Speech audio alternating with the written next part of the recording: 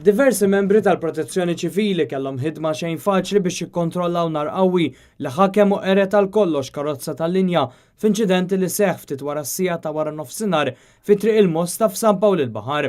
Dan l-inċident mill-ewwel tqies bħala wieħed pjuttost serju kif il-vettura kienet tinsab biss ftit metri bogħod minn pompa tal-petrol waqt li pompa oħra kienet biss kantuniera bogħod.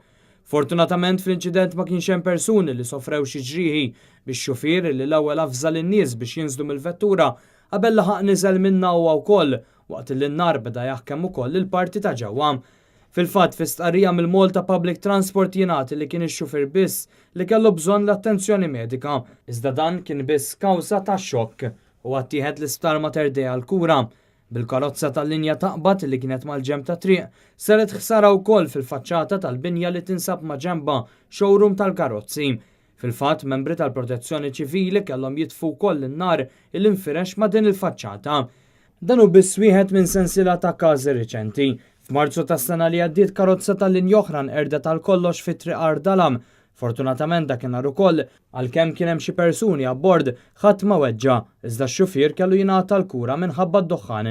Fil-bidu ta' Diċembru vettura oħra saret il-ħsara konsiderevoli wara n-nar fit-terminus tal-Belt Valletta. Dawn l-inċidenti x-xahar li għadda waslu biex Malta Public Transport investit 50,000 euro biex kull vettura ssirila sistema ta' tifi tan-nar bl-installazzjoni ta' żewġ blalen fil-magni. Meta jiġu f'kuntatt man-nar f'inqas minn 10 sekondi, il-ballun suppost li jinfaqa biex joħroġ trapp abjad li jitfi n-nar.